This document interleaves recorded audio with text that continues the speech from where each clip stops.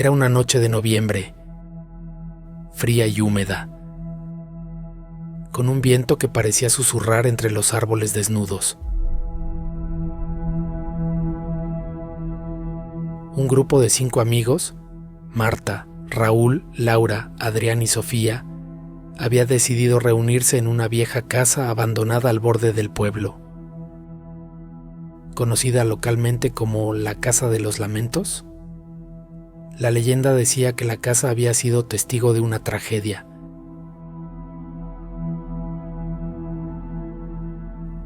Una familia completa había desaparecido sin dejar rastro, y desde entonces los rumores de actividad paranormal no cesaban. Los 5 amigos eran adolescentes curiosos y algo imprudentes, siempre buscando emociones fuertes. Esa noche habían llevado consigo una ouija casera hecha con una tabla de madera pintada y una copa de vidrio invertida.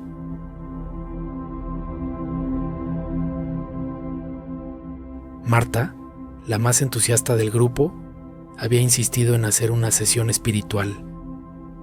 ¿Qué tan malo puede ser?, había dicho con una sonrisa nerviosa pero confiada. Nadie imaginaba lo que les esperaba.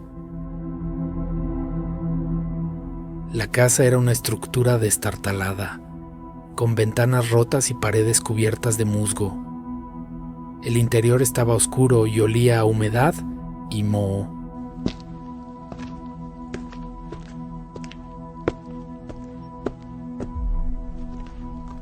Los pasos resonaban en el suelo de madera podrida mientras los chicos se adentraban en el salón principal, donde una chimenea apagada y cubierta de telarañas dominaba la escena. Allí, bajo la luz temblorosa de una linterna, colocaron la ouija sobre una mesa improvisada. ¿Estáis seguros de que queréis hacer esto?, preguntó Raúl, el más escéptico del grupo. Su tono tenía un matiz de duda, pero también de emoción contenida. Nadie respondió directamente. En cambio, Marta colocó la copa en el centro del tablero y encendió unas velas alrededor para crear ambiente, como dijo ella.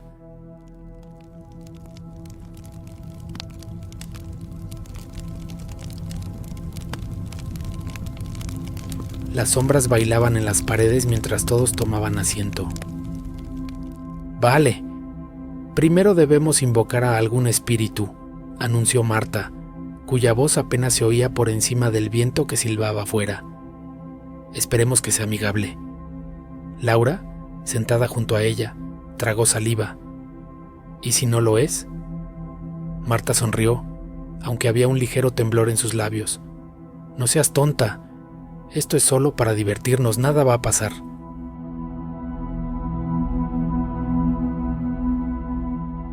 Con eso comenzaron. Todos pusieron un dedo sobre la copa y cerraron los ojos. Marta, actuando como líder de la sesión, pronunció las palabras. Espíritus que nos rodeáis, venid a nosotros. Mostrad vuestra presencia si deseáis hablar. El silencio que siguió fue opresivo. Solo se escuchaba el crujido ocasional de la madera y el viento afuera. Al principio, nadie sintió nada extraño, pero entonces, lentamente, la copa empezó a moverse. Al principio, el movimiento era casi imperceptible, como si alguien estuviera aplicando una presión mínima. Todos miraron alrededor, buscando alguna señal de que alguien estuviera haciendo trampa. Pero nadie retiró el dedo ni mostró intención de mover la copa deliberadamente. ¿Quién está ahí?, preguntó Marta tratando de mantener la calma. La copa se detuvo brevemente antes de moverse hacia la letra A. Adot Dot. Zrenia deletreó Marta. ¿A qué nombre corresponde? La copa continuó moviéndose, formando la palabra Ana. Marta frunció el ceño. ¿Ana? ¿Quién eres, Ana? La respuesta llegó rápidamente. ¡Muerta! Un escalofrío recorrió la espalda de todos. Laura soltó una risita nerviosa. Bueno, eso tiene sentido, supongo. Si está aquí, probablemente esté muerta. Pero la copa no se detuvo ahí. Empezó a moverse más rápido, deletreando otra frase. Ayúdenme. ¿Ayudarte? ¿Cómo podemos ayudarte? Swing, preguntó Marta, ahora con un tono de preocupación en su voz. La copa se detuvo nuevamente y durante unos segundos reinó el silencio. Entonces, sin previo aviso, se movió bruscamente hacia las letras «No me dejen aquí». El ambiente cambió drásticamente. El aire parecía más pesado y el viento afuera se intensificó, golpeando las ventanas con fuerza. Las velas parpadearon y Adrián, hasta entonces callado, murmuró: «Creo que deberíamos parar». «No, espera», dijo Marta, aunque su propia voz temblaba. «¿Dónde estás, Ana? ¿Por qué no te dejan ir?» La copa se movió de nuevo, esta vez hacia las letras «Bajo la casa». Todos se miraron, incómodos. ¿Bajo la casa? «Swing», repitió Sofía, quien había permanecido en silencio hasta ese momento. «¿Qué significa eso?» Antes de que pudieran responder, escucharon un ruido sordo proveniente del piso inferior. Era como si algo hubiera caído, o tal vez alguien estuviera caminando allí abajo. Nadie recordaba haber visto una puerta que llevara al sótano cuando entraron. «¿Escuchasteis eso?», preguntó Raúl, levantándose de su asiento. «¿Hay alguien más aquí? No rompáis el contacto», gritó Marta, pero ya era tarde. La copa cayó de la mesa con un golpe seco, y las velas se apagaron de golpe, dejándolos en completa oscuridad. El pánico se apoderó del grupo. Laura gritó, y Adrián encendió su teléfono para iluminar el espacio. En la pantalla, vieron algo que los dejó helados. Detrás de ellos, reflejada en la ventana, había una figura femenina vestida con harapos, con largos cabellos negros que le cubrían el rostro. Cuando se giraron rápidamente, no había nadie. «¡Nos vamos!», «Component placement», exclamó Raúl, tomando a Laura del brazo. «Esto no es una broma». Pero antes de que pudieran moverse, escucharon una voz débil, como un susurro, que decía: «No me dejéis». La voz provenía de todas partes y de ninguna. Marta, aún paralizada por el miedo, se dio cuenta de que algo no estaba bien. «Tenemos que ayudarla», murmuró. «Si no lo hacemos, no se irá». «¿Estás loca?», Zrenia, gritó Sofía. «Esto es peligroso». Sin embargo, Marta ya estaba moviéndose hacia el rincón de la sala, donde había notado una pequeña trampilla en el suelo. La levantó con dificultad, revelando una escalera que descendía a la oscuridad. Una corriente de aire frío subió desde abajo, cargada con un olor nauseabundo. «Ni hablar», Zrenia protestó Raúl.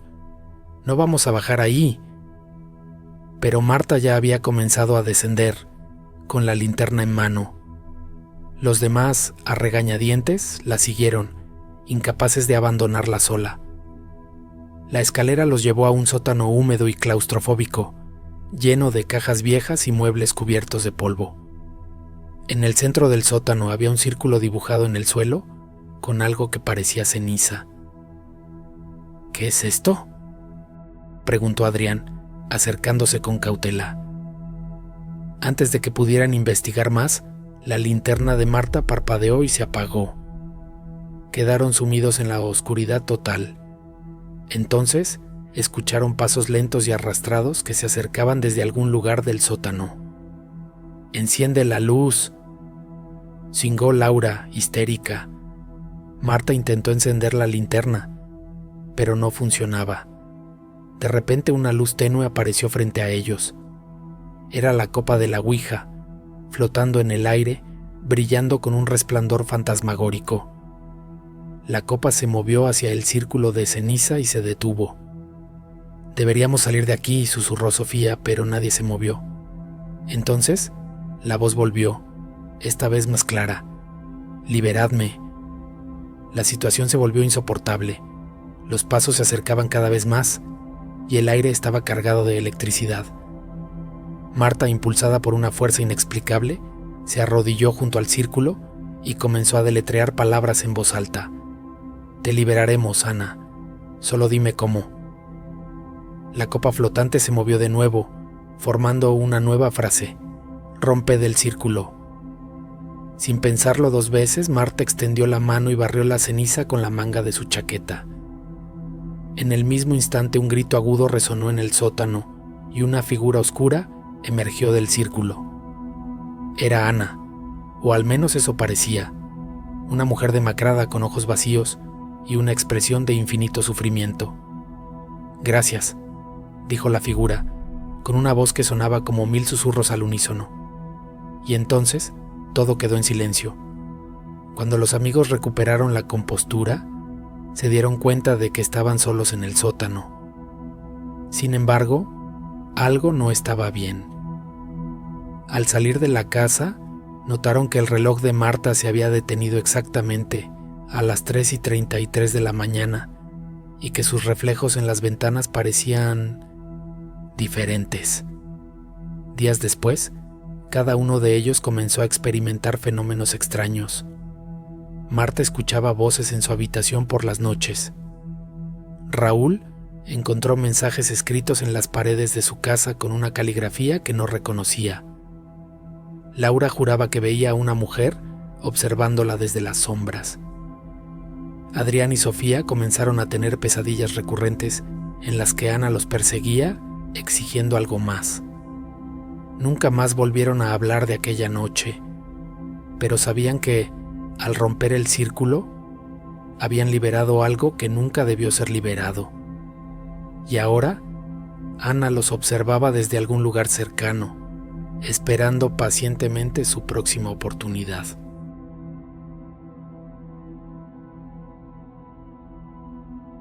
En algún rincón oscuro y olvidado de la ciudad que nunca duerme, una historia escalofriante comenzó a circular entre los habitantes de Nueva York.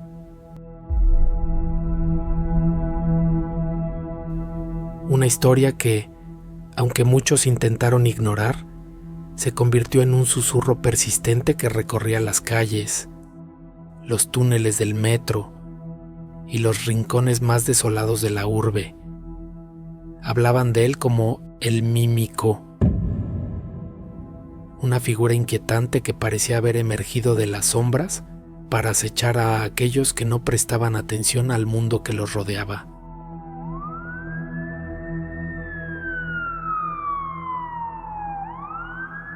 Todo comenzó en el barrio de Brooklyn, en una noche fría de noviembre.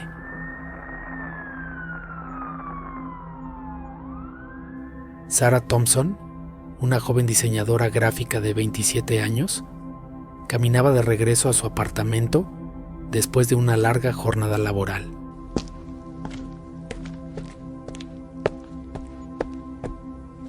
El viento azotaba las calles vacías y las luces anaranjadas de las farolas proyectaban sombras danzantes sobre el pavimento húmedo. Aunque vivía en una de las ciudades más concurridas del mundo, esa noche parecía especialmente solitaria. Sarah siempre escuchaba música mientras caminaba, una costumbre que había adquirido para ahogar el bullicio constante de la ciudad. Pero esa vez, algo extraño ocurrió.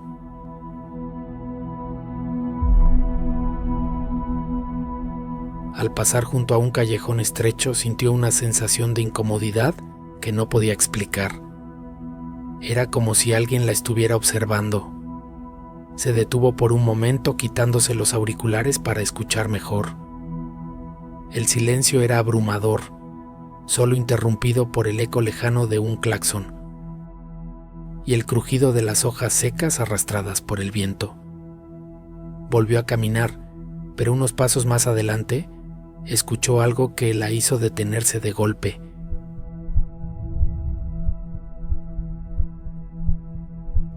Un sonido metálico, como el tintineo de una cadena arrastrándose por el suelo.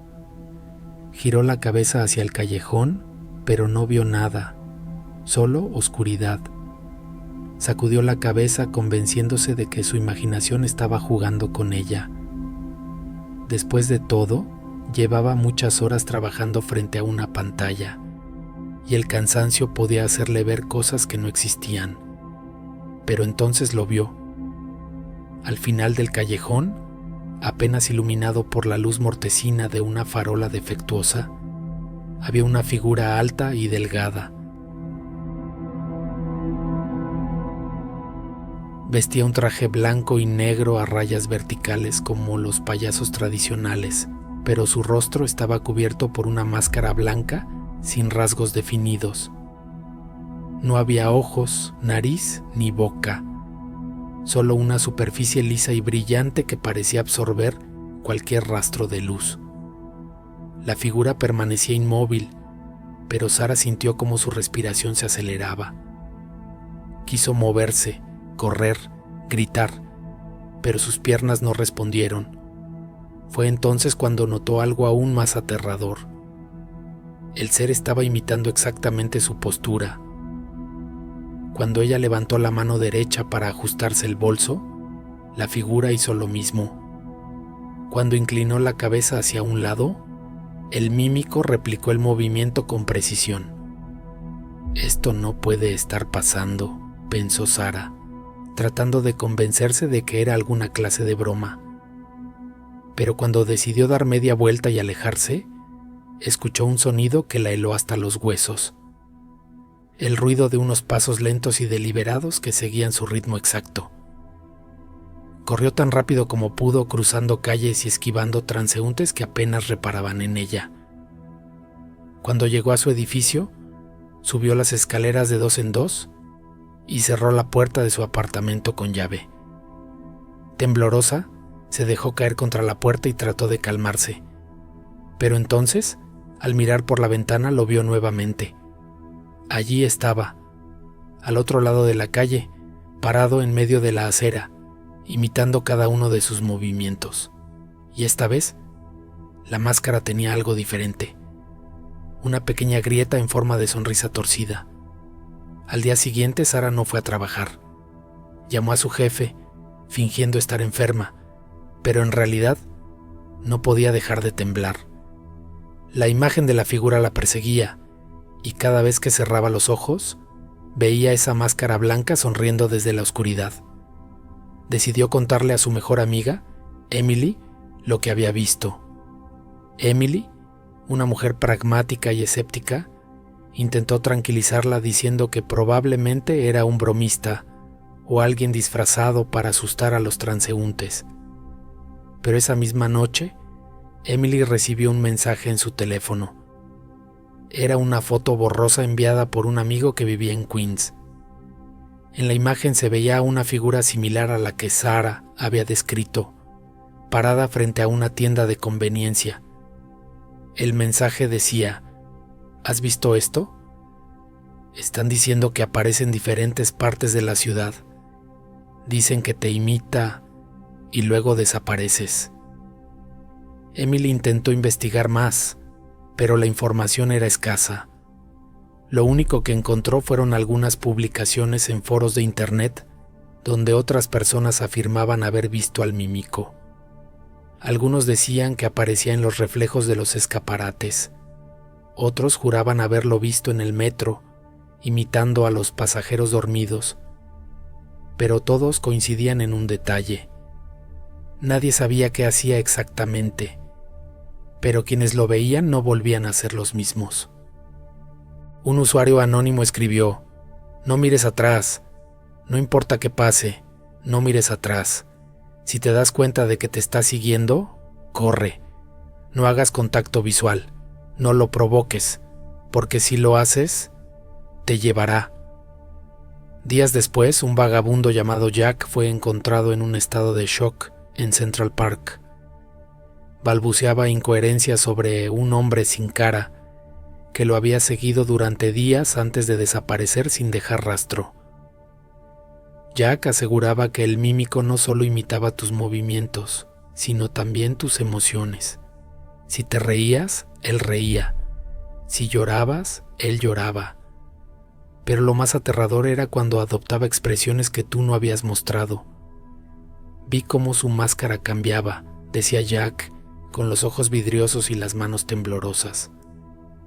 Primero fue una sonrisa, luego una mueca de dolor, después sus ojos aparecieron en la máscara.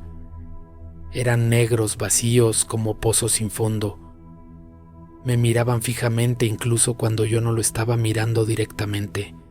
Jack fue internado en un hospital psiquiátrico, pero su testimonio alimentó aún más los rumores. Pronto, la gente comenzó a evitar los callejones oscuros y a caminar en grupos. Las redes sociales se llenaron de videos y fotografías borrosas que supuestamente mostraban al mímico en diferentes partes de la ciudad. Algunos eran falsos, obviamente fabricados para obtener likes, pero otros eran demasiado realistas para ser ignorados. Uno de esos videos, grabado accidentalmente por una turista japonesa, mostraba a la figura parada al final de un túnel del metro. La cámara la enfocaba brevemente antes de que la mujer se diera cuenta y saliera corriendo. Pero lo que más impactó a los espectadores fue el audio. Un ruido agudo y chirriante como si algo estuviera arañando metal, acompañado por una risa distorsionada que parecía provenir de todas partes y ninguna a la vez. Un periodista independiente llamado Mark Harris decidió investigar el fenómeno. Fascinado por lo paranormal y con experiencia en casos similares, Mark entrevistó a varias personas que afirmaban haber visto al mímico. Entre ellas estaba Sara, quien aceptó hablar bajo la condición de mantener su identidad en anonimato. «Es como si supiera quién eres», dijo Sara durante la entrevista. «No es solo un juego. Sabe cuándo estás asustado, sabe cuándo estás solo y juega con eso». Mark también visitó lugares donde supuestamente había sido avistado el mímico, incluyendo el callejón donde Sara lo vio por primera vez. Allí encontró algo peculiar, una pequeña tarjeta de visita tirada en el suelo. Estaba hecha de un material extraño, casi plástico, y tenía impresas las palabras «Mimo profesional, disponible para eventos». Debajo, un número de teléfono y una dirección web que, al buscarla, llevaba a una página en blanco. Intrigado, Mark decidió marcar el número. Para su sorpresa, alguien contestó. Del otro lado de la línea, una voz robótica y distorsionada repitió una y otra vez: «No mires atrás, no mires atrás, no mires atrás». El periodista colgó rápidamente, pero esa noche, mientras revisaba sus notas en su apartamento, escuchó un ruido proveniente de la ventana. Al girarse vio una figura familiar parada en el balcón. Era el mímico, con su máscara blanca y su traje a rayas. Pero esta vez la máscara tenía una expresión clara, una sonrisa amplia y retorcida que parecía burlarse de él. Mark intentó correr, pero sus pies estaban pegados al suelo. La figura levantó una mano lentamente, señalando hacia la mesa donde había dejado la tarjeta de visita. Y justo antes de que todo se volviera negro, Mark escuchó esa misma voz robótica dentro de su cabeza. «Te has equivocado al investigar». Después de ese incidente, Mark Harris desapareció sin dejar rastro.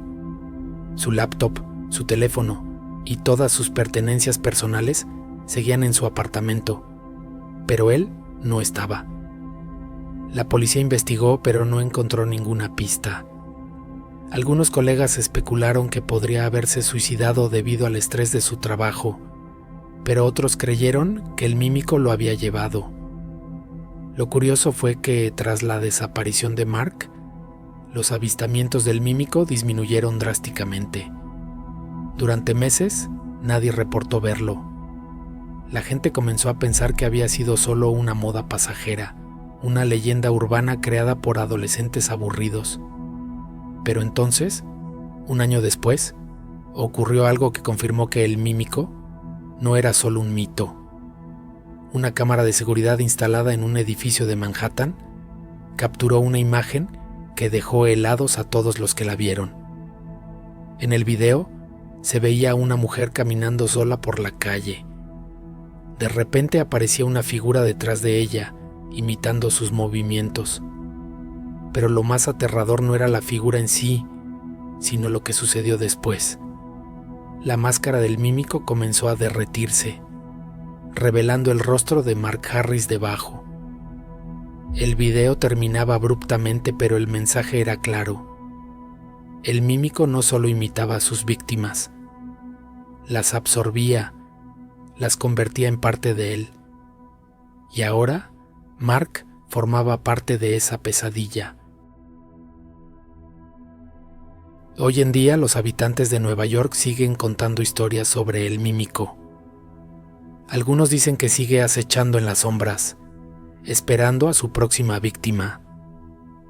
Otros creen que ha abandonado la ciudad, buscando nuevos lugares donde sembrar el terror. Pero todos coinciden en una cosa: si alguna vez ves a alguien imitando tus movimientos exactos, no mires atrás. Porque si lo haces, podría ser el próximo en desaparecer. Y tal vez, en algún rincón oscuro de la ciudad, una figura con una máscara blanca y un traje a rayas espera pacientemente, listo para reclamar otra alma.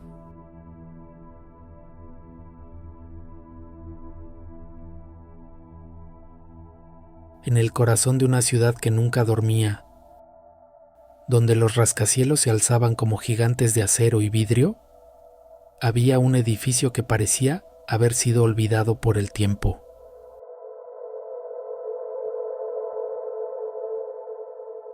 Ubicado en una calle estrecha y mal iluminada, entre bares clandestinos y tiendas de empeño, estaba el centro espiritual La Luz Oculta. Su fachada descascarada y sus ventanas sucias no invitaban a entrar, pero para quienes buscaban respuestas más allá de lo tangible, era un lugar de esperanza o desesperación.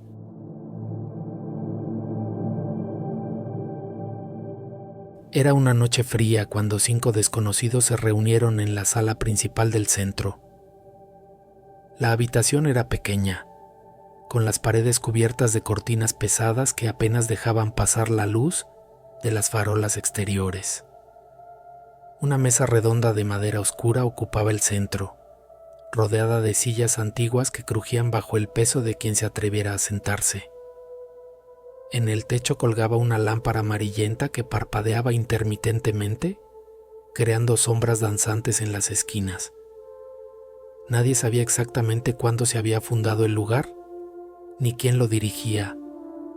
Simplemente existía, como si siempre hubiera estado ahí, esperando.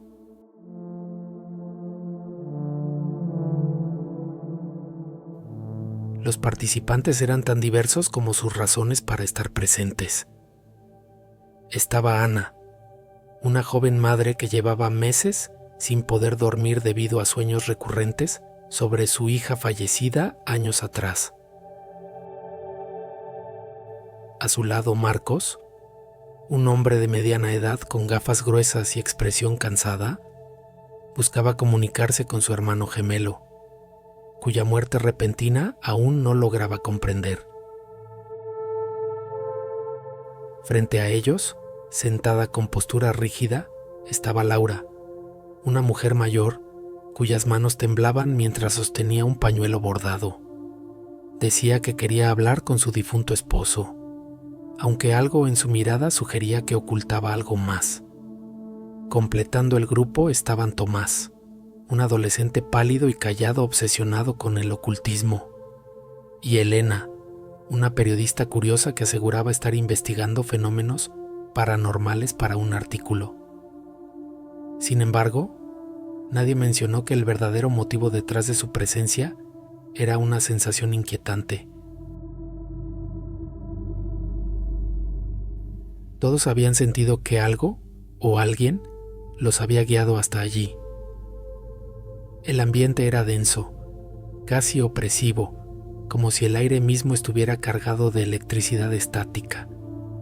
Nadie hablaba mucho, solo murmullos nerviosos rompían el silencio mientras esperaban al mediador. Finalmente una puerta lateral se abrió lentamente, revelando a una figura alta y delgada envuelta en una túnica negra. Su rostro quedaba oculto bajo una capucha, pero sus ojos brillaban con una intensidad sobrenatural desde las sombras. Se presentó como Maestro Kael y su voz grave resonó en la habitación, provocando escalofríos involuntarios.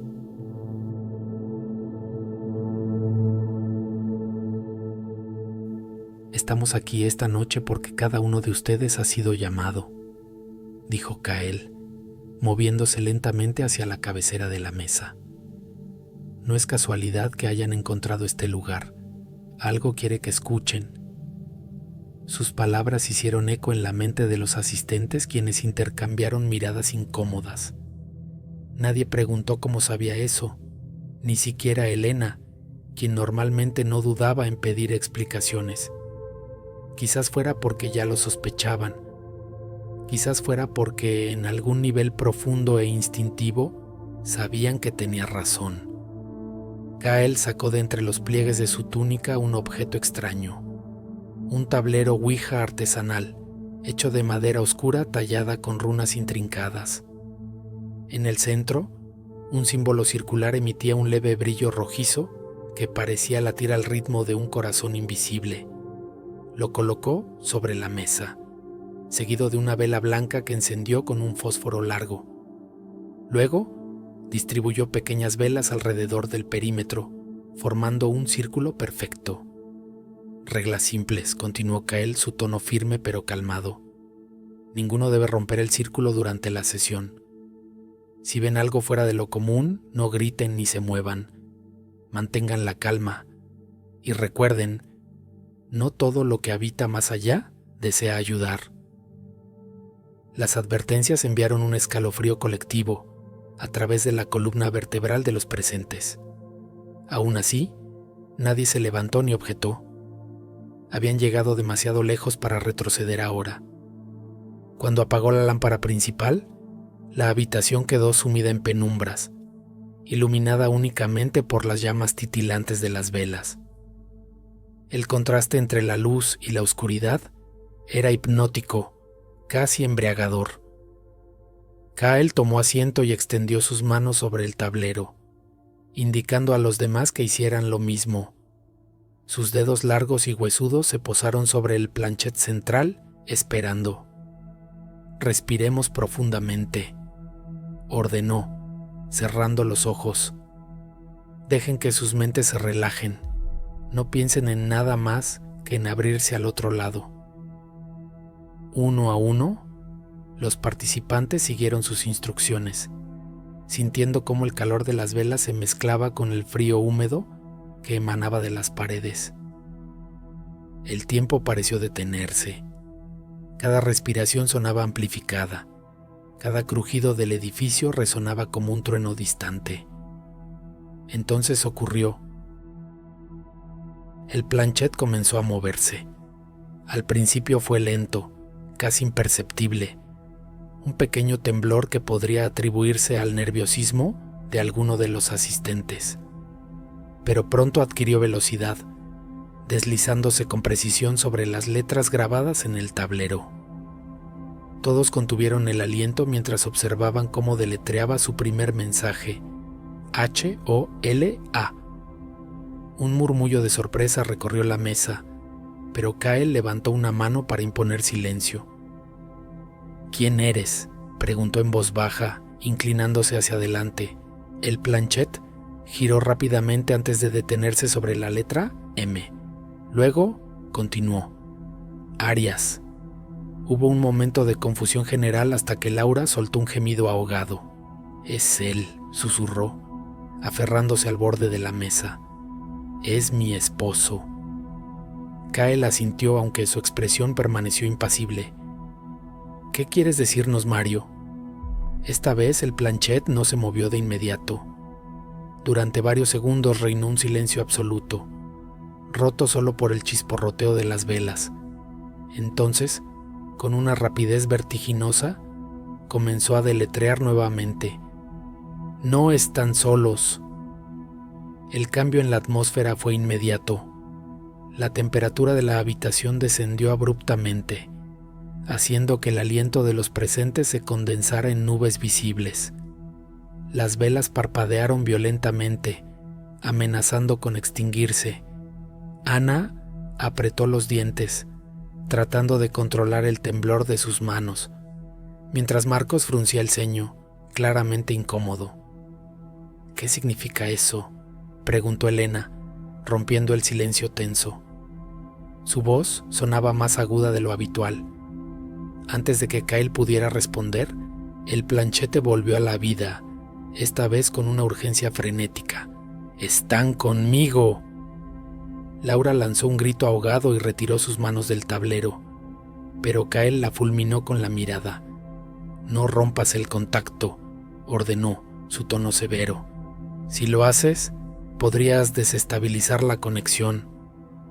Reluctante, Laura regresó sus manos al planchet, aunque sus nudillos estaban blancos de tensión.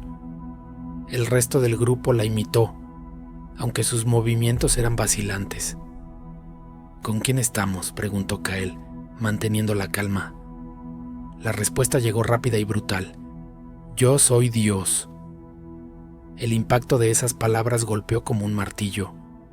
Incluso Kyle se mostró perturbado por primera vez, inclinándose hacia atrás en su silla. La vela central comenzó a arder con una llama azulada, proyectando sombras grotescas en las paredes. Los asistentes intercambiaron miradas de pánico, pero ninguno se atrevió a moverse.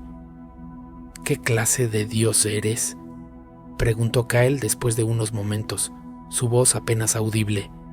El planchet vibró con fuerza antes de responder. «El que ve el futuro». Tomás, el adolescente, dejó escapar una risa nerviosa. «¿Cómo sabemos que esto no es una broma? ¿O que no estamos moviendo nosotros mismos el planchet?». Como si respondiera directamente a su pregunta, la vela frente a él se apagó de golpe, sumiendo su mitad de la mesa en sombras absolutas. Acto seguido, una ráfaga helada atravesó la habitación, haciendo que las cortinas se agitaran violentamente. Desde algún lugar indeterminado, una voz gutural y distorsionada resonó. «Voy a mostrarte». Fue entonces cuando ocurrió lo peor. En la pared detrás de Tomás apareció una figura. No era una sombra ni una ilusión óptica, sino algo sólido y tangible, aunque deformado de manera grotesca. Tenía forma humana, pero su piel parecía hecha de carne podrida y sus extremidades eran demasiado largas, retorcidas como ramas secas. Sus ojos, enormes y completamente negros, carecían de pupilas, y su boca se abría en un rugido silencioso que hacía temblar el aire. El chico gritó, intentando levantarse, pero sus piernas no respondieron. La criatura extendió una mano hacia él, y justo cuando sus dedos putrefactos rozaron su mejilla, desapareció tan rápido como había llegado. Durante varios minutos nadie dijo nada. Las velas volvieron a encenderse por sí solas, una tras otra, hasta que la habitación recuperó parte de su iluminación anterior. El planchet permanecía inmóvil sobre el tablero, como si nunca hubiera sido tocado. Finalmente, Kyle se puso de pie, su rostro ceniciento bajo la luz mortecina. «Se acabó», declaró, su voz temblorosa.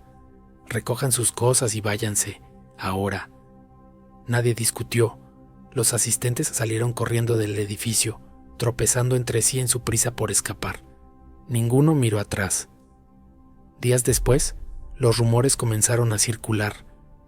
El centro espiritual, la luz oculta, había sido clausurado por las autoridades, aunque nadie sabía exactamente por qué. Según algunos testigos, el edificio entero había sido sellado con cemento, como si quisieran asegurarse de que nadie volviera a entrar jamás. Pero lo más perturbador ocurrió semanas más tarde.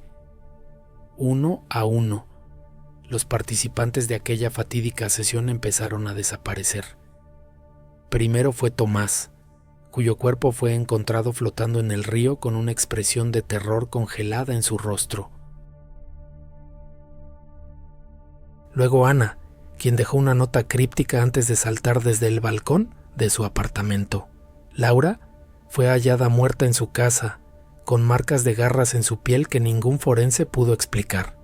Marcos simplemente desapareció sin dejar rastro, y Elena, la periodista, publicó un último artículo lleno de errores tipográficos y frases inconexas antes de caer en un estado catatónico del que nunca despertó. En el archivo de esa última publicación, alguien encontró una fotografía borrosa adjunta al texto. Mostraba un símbolo similar al que había estado grabado en el centro del tablero Ouija. Debajo, escrita a mano con tinta roja, había una frase que helaba la sangre. Él sigue observando. Hasta el día de hoy, nadie sabe qué pasó realmente dentro de ese oscuro centro espiritual. Pero quienes conocieron la historia coinciden en una cosa. Algunas puertas no deben abrirse y algunos espíritus no deben ser invocados, porque al final el precio siempre es demasiado alto.